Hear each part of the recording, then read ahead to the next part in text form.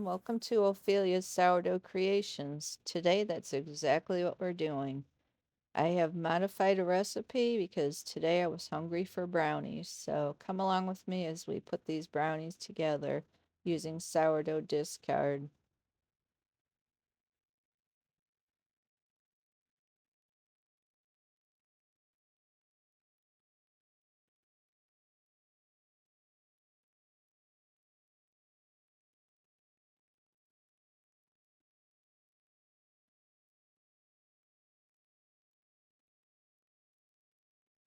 Our first ingredient in this recipe, obviously, is going to be sourdough discard.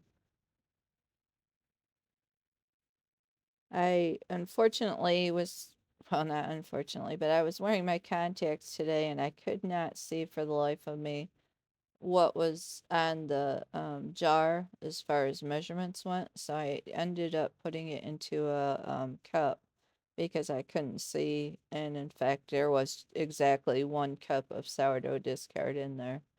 But isn't getting old wonderful? Even with my multifocal contacts, and I could not see what was on that jar. I even went to the window and looked in the light to see what it was, and I still couldn't figure it out. Here I've softened up 3/4 cup of butter. It's not hot; it's just soft, and that goes in along with your sourdough discard. And I am using my KitchenAid mixer today with the beater attachment on it to mix this all up. I figured it'd be a little bit easier doing it this way than trying to stir it all by hand. Next, we're going to go with our sugars, which we have brown sugar, and I need to note that I am using light brown sugar. I did not put that on the recipe card. That's going to be at the end of this video, so it's just important to note that this is light brown sugar. And we're going to be incorporating that in, and then we're going to follow up with white sugar. 1 cup of this brown sugar, and I did pack the cups a little bit so that it was even on top and packed. So when you do your brown sugar, you want to make sure that your cup is completely full and that you pack it down. So something about brown sugar, that's always a rule of thumb, so it's important to remember to do that. And then a 1/2 cup of white granular sugar. And I had forgotten to start my oven, so the oven should be at 350. And I just baked it a normal bake. I didn't use convection today, so this is just a normal 350-degree oven. Next, we're going to add in 2 eggs.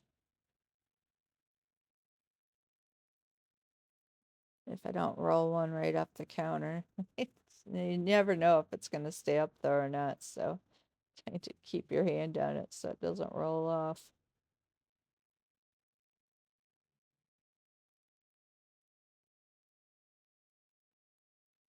And then I'm going to mix it all up, just making it nice creamy texture, like we're getting incorporating all of your discard, your eggs, and your sugars.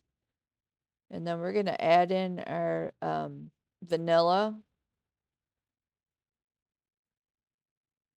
And that I don't usually measure. I just pour it in. It's completely up to you how you do it. You can use a measuring spoon or just do it like I do. I love the smell and the flavor that vanilla gives to food, so I have a pretty good grasp on how much I like to use. So, but again, if you want to be accurate, just measure it out. I just wing it. That's what this whole recipe is about, just winging it. This was something that I normally make a chocolate chip sourdough discard bar, but today I decided that I wanted brownies. So I modified the recipe to make it into brownies. And oh man, they came out so good. You'll see at the end, but was a good decision on my part. So, Just getting to my cocoa right now so that I can add that in while the mixer's running in the background. Just getting everything incorporated in the wet ingredients. So I'm going to turn it off, and then we're going to add in our dry ingredients now. And because again, I said that I modified this recipe, the recipe originally called for 2¼ cups of flour, and I used 1/4 cup of cocoa and then 2 cups of flour to make brownies instead of just regular chocolate chip bars.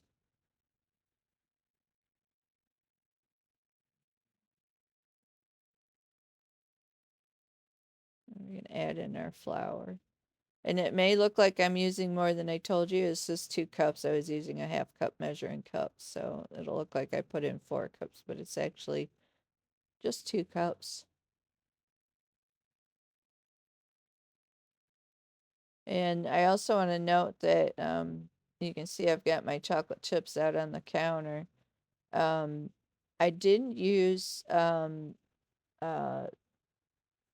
I used semi-sweet chocolate chips in this recipe. I did not use the milk chocolate. So I'm pretty sure that you probably could use either or. I do kind of think though that if you use the milk chocolate, it might melt down a touch more than it did using the semi-sweet. But I guess it's just your preference what you want to use.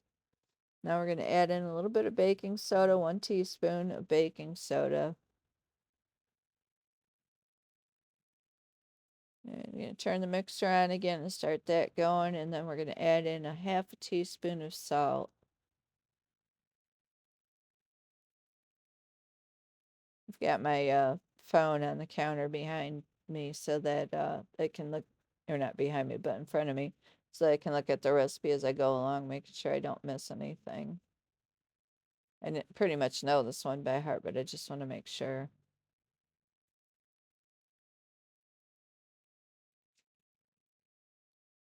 And just mixing it up really good. And I do turn it off. Yep, you'll see here. And then I scrape everything down real well to make sure that it's all incorporated. And then I'm going to run it for another minute or so. Just getting everything all incorporated.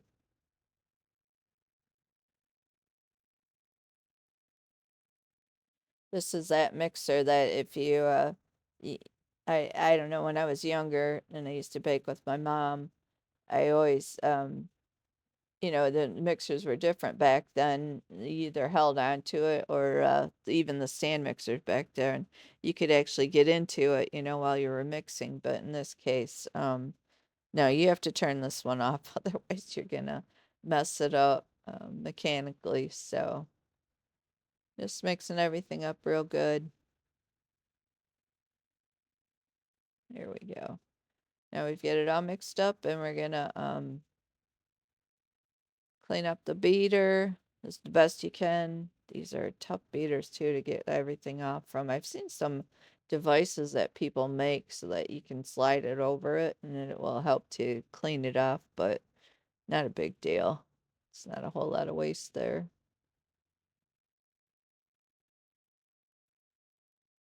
This batter is going to go into a 9 by 13 dish. And here you can see the finished product.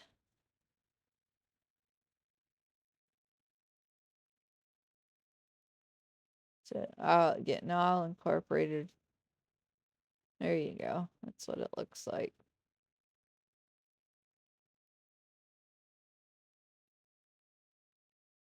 And we're going to put in 1 cup of these. Like I said, I use semi-sweet chocolate chips.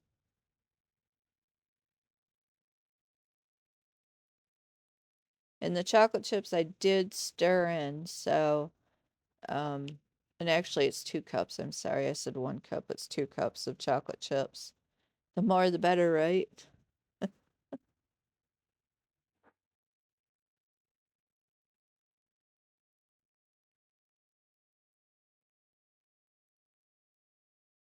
Just stir it all in real well so that it's all incorporated.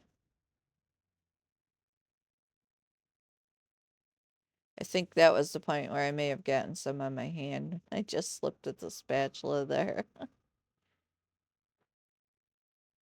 I noticed that I started getting it on everything, and I looked at my finger and I had some dough on my finger.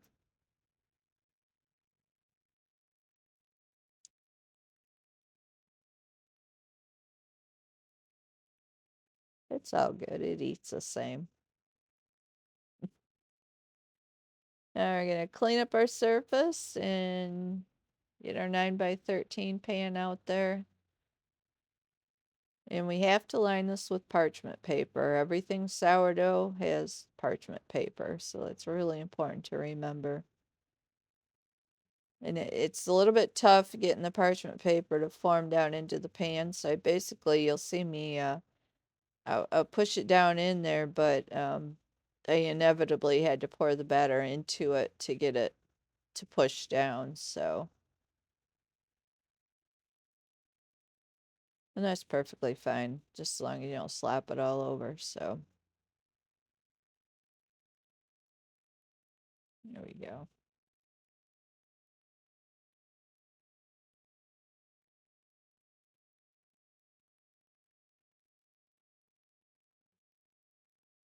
Plop down in there. It's a little bit tough to mix this around, so you'll notice I put my hand on the side of the dish holding the parchment paper so that it doesn't slide along with it. I've done these many, many times, so it's just real important to get it as evenly moved around in the pan so that you don't have like a big chunk in the middle, of dough. So I just move it around until it's all covering evenly, as you'll see here, because I did have quite there was a bulk section right in the middle that I wanted to get out of there so that it was pretty level. So just moving it all around, getting it all even. It was fun. And these are super easy to put together. I think this was all of maybe 15 minutes that I spent mixing it together.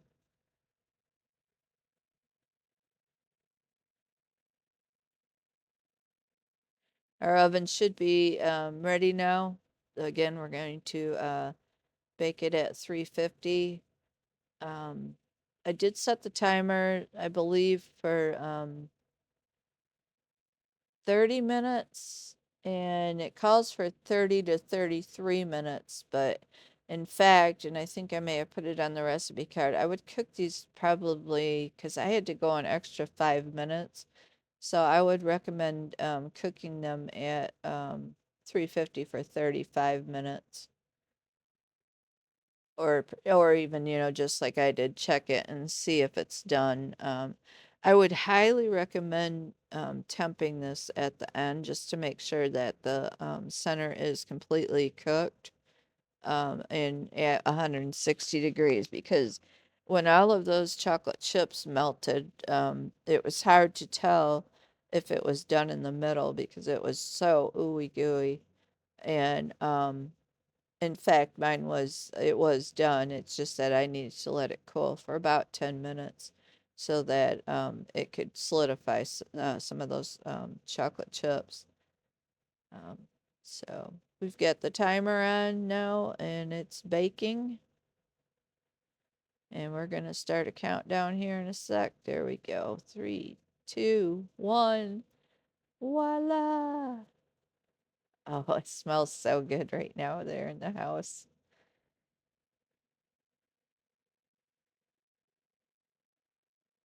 And here we come with our sourdough discard chocolate brownies.